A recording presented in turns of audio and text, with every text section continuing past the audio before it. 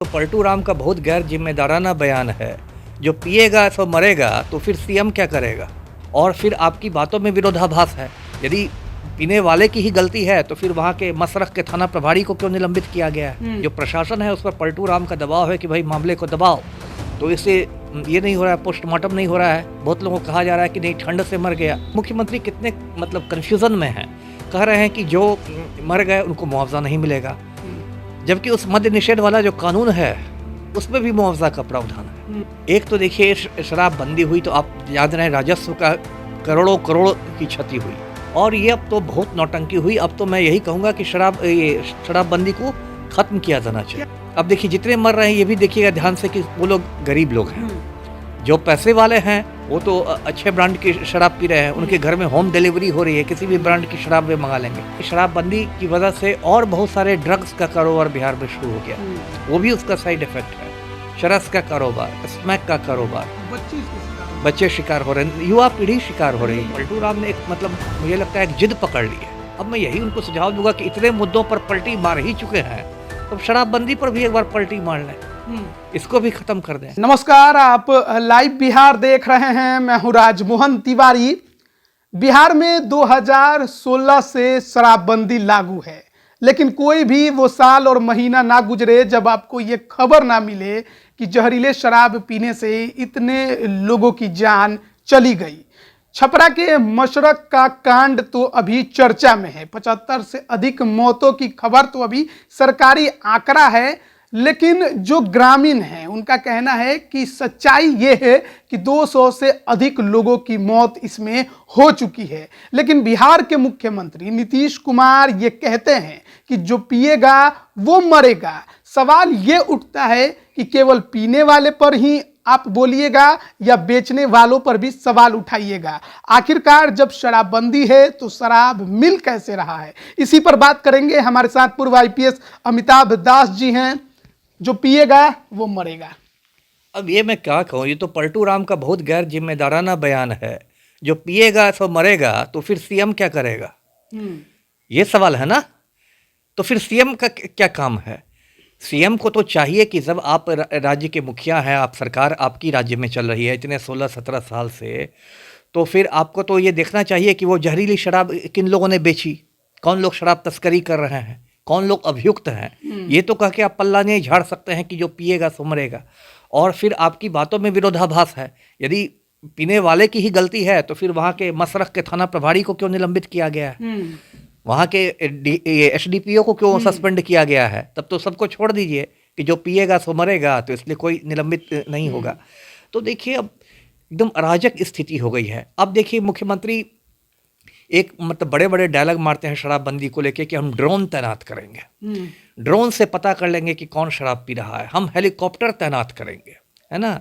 कभी बोलते हैं कि हम तेलंगाना से हमने प्रशिक्षित कुत्ते मंगाए हैं, कुत्ते सूंघ के शराब का पता लगा लेंगे। और यहाँ आपने बताया कि 75, तो जो सरकारी आंकड़ा है कि 75 मौतें हुई हैं, और वहाँ के स्थानीय लोग बता रहे हैं कि 200 को आंकड़ा पार कर गया है। जो प्रशासन है उस पर पलटू राम का दबाव है कि भाई मामले को दबाओ, तो इससे ये नहीं हो रहा है, पोस्टमार्टम नहीं हो रहा है। बहुत लोगों को कहा जा रहा है कि नहीं, ठंड से मर गया। अभी तो वैसे ठंड भी नहीं पड़नी शुरू हुई है कि इतने लोग मर जाएं। तो कुल मिलाकर ऑपरेशन लीपापोती हो रही है और बहुत ये दुख की स्थिति। अब देखिए मुख्यमंत्री कितने कन्फ्यूजन में हैं। कह रहे हैं कि जो मर गए उनको मुआवजा नहीं मिलेगा, जबकि उस मद्य निषेध वाला जो कानून है उसमें भी मुआवजा का प्रावधान है। और मुझे जहाँ तक याद है, खजूरबंदी में तो कांड हुआ था, उसे भी बहुत सारे लोग मरे थे। खजूरबंदी में बिहार सरकार ने मुआवजा दिया भी था।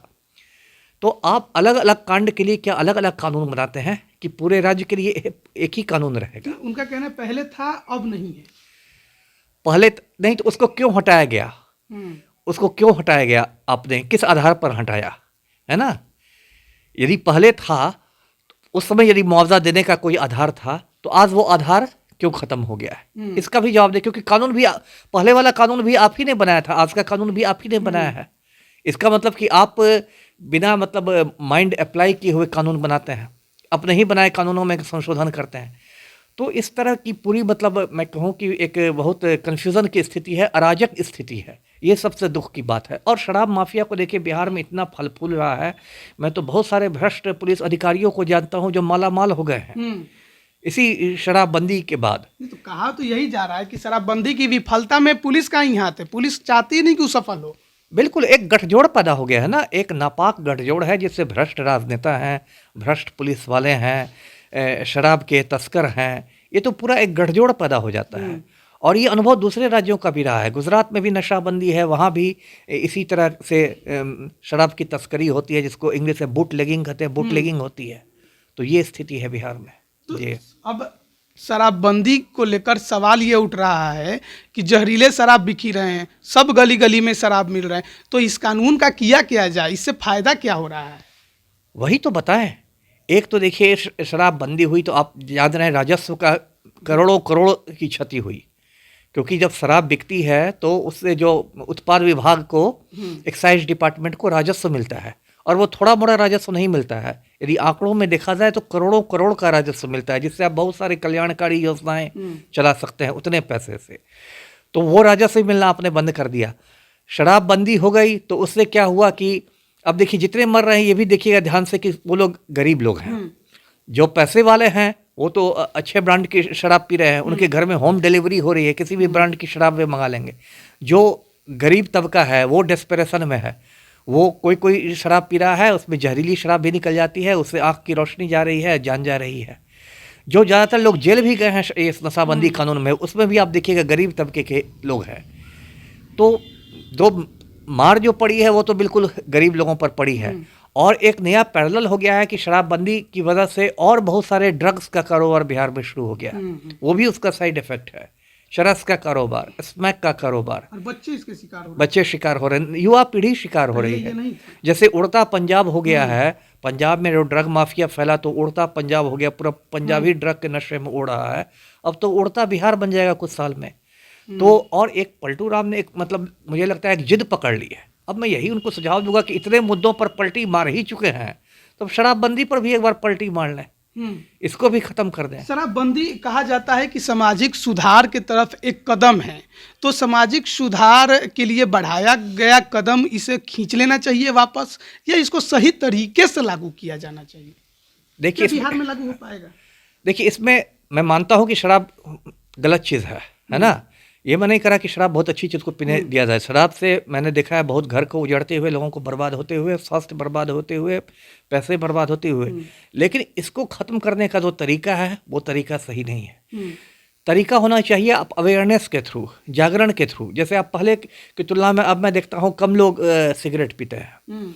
तो तंबाकू के प्रति इतनी जागरूकता बढ़ाई गई लोगों में कि भाई तंबाकू से कैंसर होता है, सिगरेट पीने से कैंसर होता है, कि बहुत सारे लोगों ने अब सिगरेट पीना बंद कर दिया है। तो जागरूकता के थ्रू ये बंद होना चाहिए। इस तरह से जो इनका जो अप्रोच है, जो इनकी रणनीति है, वो बिल्कुल गलत है।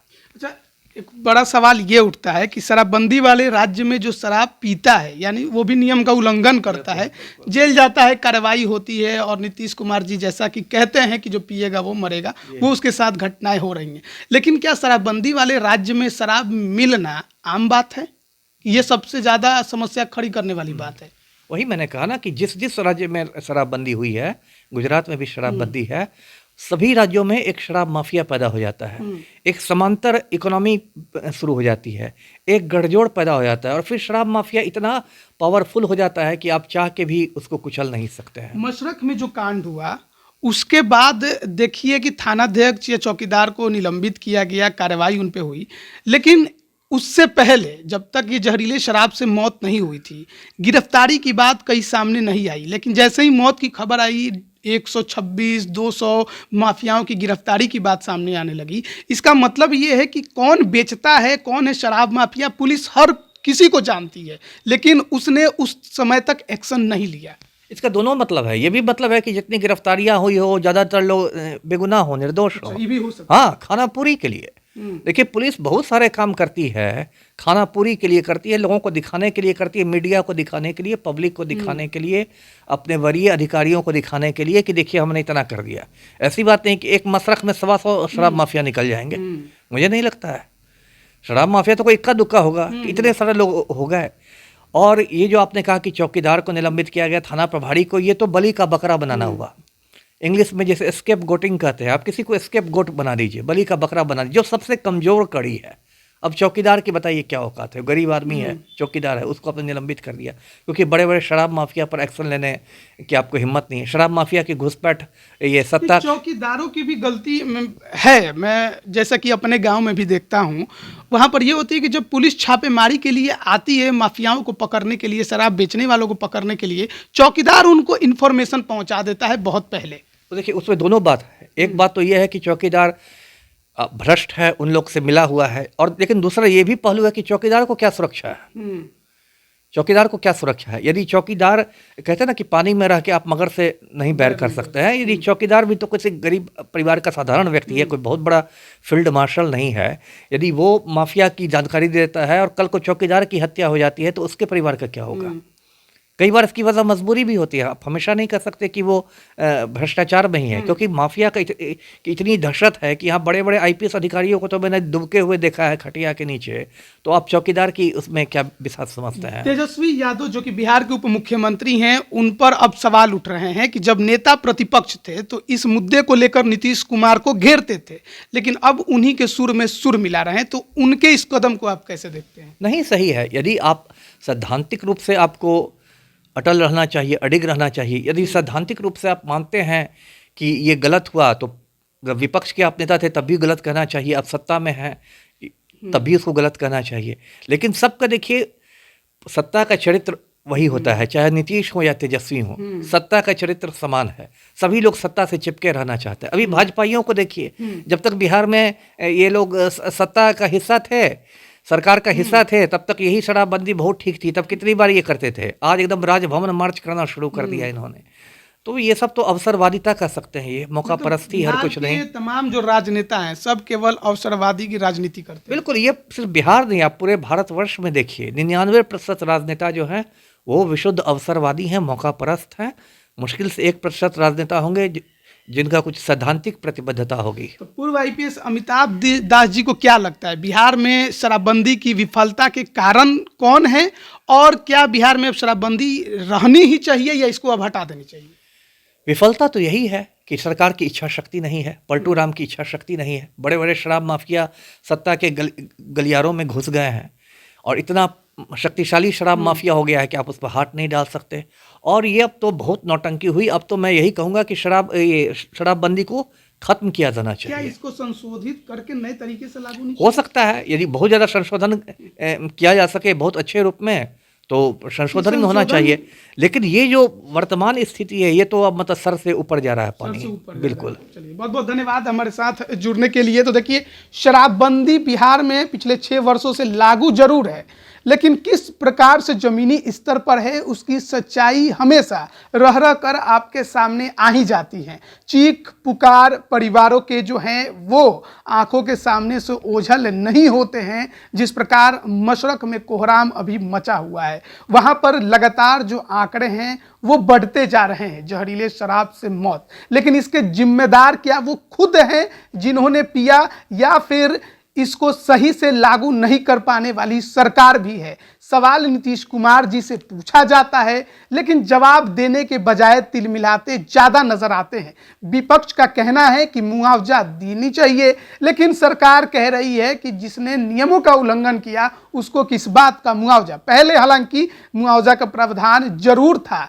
सवाल ये भी है कि माफिया कौन है, सत्ता में जो बैठे हैं वो हैं या फिर कोई और। सवाल लगातार सरकार पर उठ रहे हैं पर जवाब सही नहीं मिल रहे हैं। अब बने रहिए लाइव बिहार के साथ। आप सभी का बहुत बहुत धन्यवाद। लाइव बिहार यूट्यूब पर सब्सक्राइब और फेसबुक पर लाइक जरूर करें।